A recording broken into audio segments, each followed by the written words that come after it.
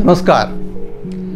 दूसरे दिन जब प्लेनचिट का चटखारेदार समाचार अन्य मीसाबंदियों ने सुना, फिर तो यह खेल ही बन गया। जो देखो वह प्लेनचिट करता नजर आने लगा। आमतौर पर सबके पूछे जाने वाले सवाल एक समान ही होते। मेरी पैरोल कब आएगी, या रिलीज कब होगी, या फिर घर परिवार के हालचाल।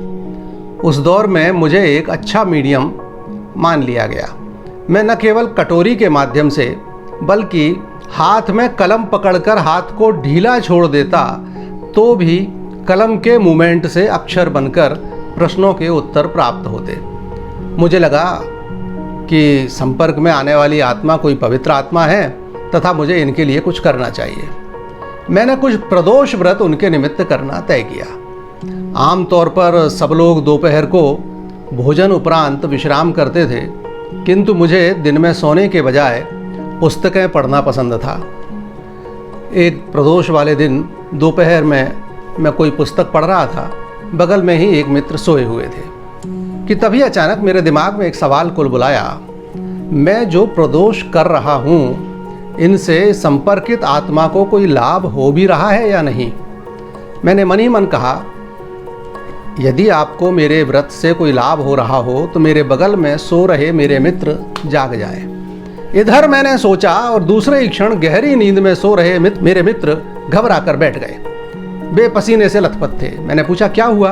वे बोले, मुझे ऐसा लगा जैसे किसी ने मुझे थप्पड़ मारकर उठा दिया हो। मैंने कहा, सो जाओ सो जाओ, कोई बुरा सपना देखा होगा। मित्र तो सो गए, किंतु मुझे काटो तो खून नहीं। मैंने सोचा कि प्रकृति में बहुत कुछ ऐसा है जहाँ तक मानव नहीं पहुँच सकता, और यह खेल तो कतई नहीं है। मैंने उसी दिन से फिर कभी यह प्रयोग न करना तय किया और कभी किया भी नहीं। किंतु एक बात अवश्य कहना चाहूँगा कि जब भी उन दिनों प्रश्न किया गया कि हम लोग कब छूटेंगे, जवाब एक ही आता था, अप्रैल 77, जो बाद में सत्य भी प्रमाणित हुआ। लेकिन एक विशेष बात भी थी कि वरिष्ठ जनसंघ नेता श्री नरेश जी जौहरी प्लेनचिट की कटोरी पर अपनी उंगली का स्पर्श भर कर देते थे तो कटोरी का मूवमेंट रुक जाता था। इसका कारण क्या था, यह किसी को समझ में नहीं आता था। किंतु आज लगता है, कुछ लोगों का मानना है कि संभवतः यह प्लेनचिट और कुछ नहीं, उस दौर की विशेष परिस्थिति के कारण उत्पन्न हुई हमारी मानसिक शक्ति या स्वसम्मोहन भर था। नरेश जी की चूंकि दृढ़ मान्यता थी कि ऐसा कुछ नहीं होता, इसलिए वह यथार्थ हो जाता था।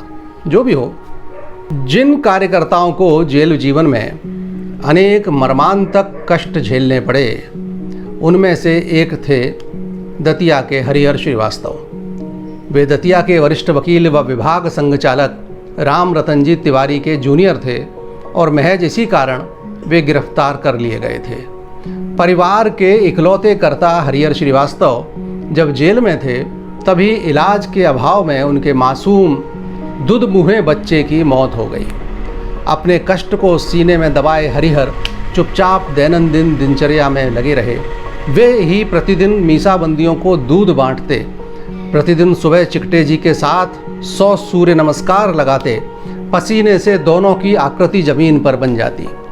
चिकटे जी सदा उनका विशेष ध्यान रखते, उन्हें अंग्रेजी पढ़ाते, अधिकांश समय अपने साथ ही रखते। ऐसा ही एक और मर्मांतक प्रसंग है। हुआ कुछ यूं कि सत्याग्रह के दौरान मुरैना का एक सत्याग्रही जत्था नारे लगाता हुआ जा रहा था। उन्हें नारे लगाते देखकर रतिराम नामक एक अनुसूचित जाति के शासकीय कर्मचारी को भी अत्यंत जोश आ गया। उन्हें एक अच्छा नारा सूझा, जो उन्होंने पर्ची पर लिखकर एक सत्याग्रही को दे दिया और कहा कि यह नारा लगाओ। सीआईडी वालों को लगा कि वास्तविक नेता यही है। नतीजतन गरीब मार हो गई और बेचारे रतिराम जी भी गिरफ्तार कर लिए गए।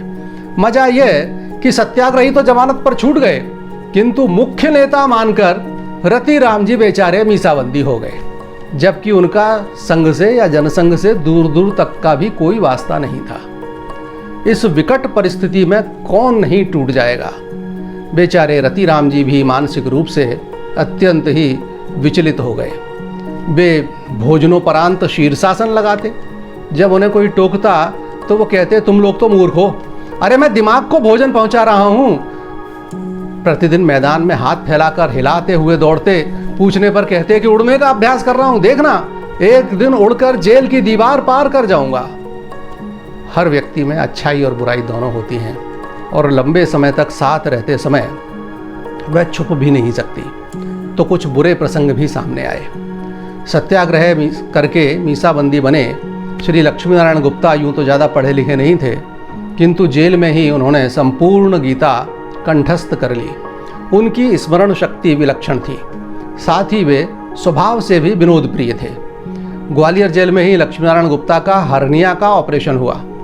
ऑपरेशन के बाद विश्राम की दृष्टि से उन्हें वरिष्ठ जनों वाली बैरक में आरामदेह बिस्तर पर रखा गया। कुछ स्वस्थ होने पर वे अक्सर हम लोगों की बैरक में आ जाया करते थे।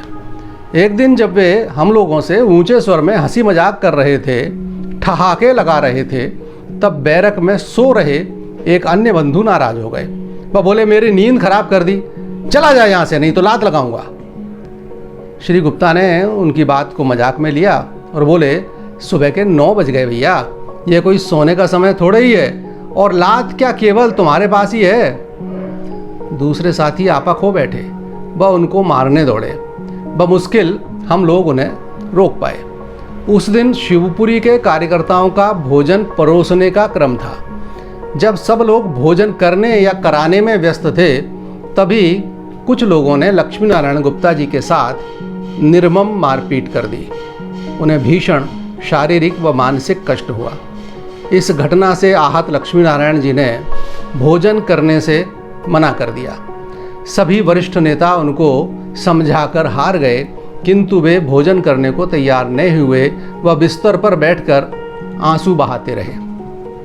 भोजन परोसने की जिम्मेदारी से मुक्त होकर मैं उनके पास पहुंचा व उनसे कहा भैया यह जेल है तथा यहाँ सभी प्रकार के लोग हैं। जब भी आपकी भोजन करने की इच्छा हो मुझे बता देना, अपन साथ में ही भोजन करेंगे।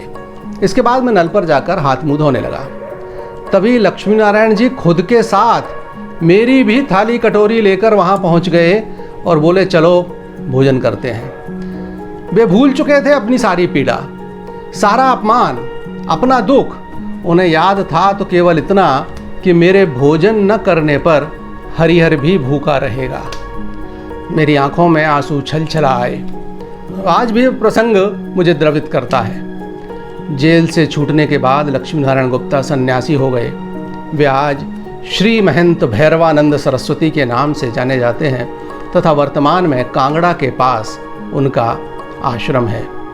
शिवपुरी के मीसाबंदी परिवार की महिलाओं ने एक बार कलेक्टर शिवपुरी अतुल सिन्हा से भेंटकर मीसाबंदियों की रिहाई की मांग की।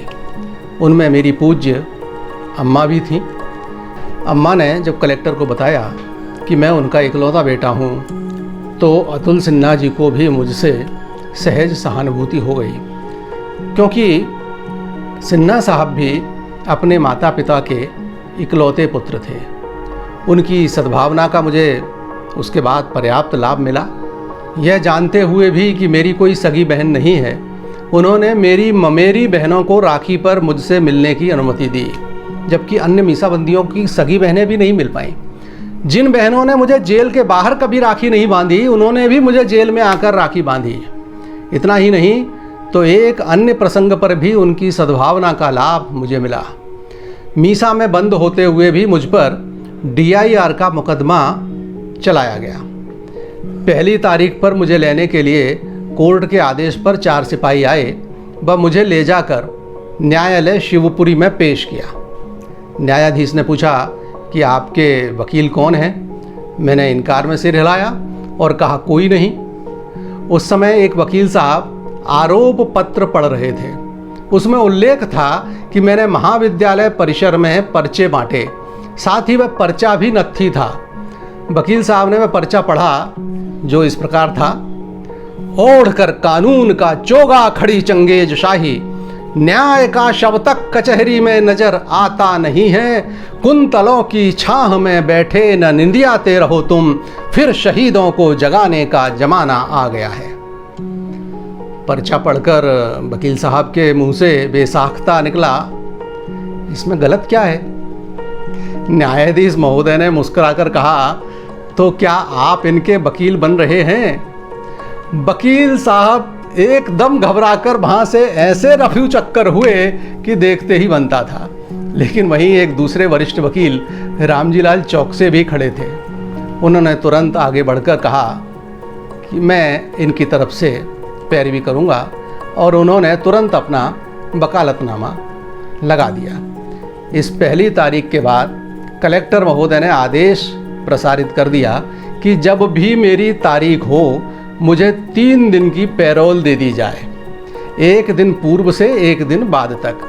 फिर क्या था, अपने तो पौवारा हो गए।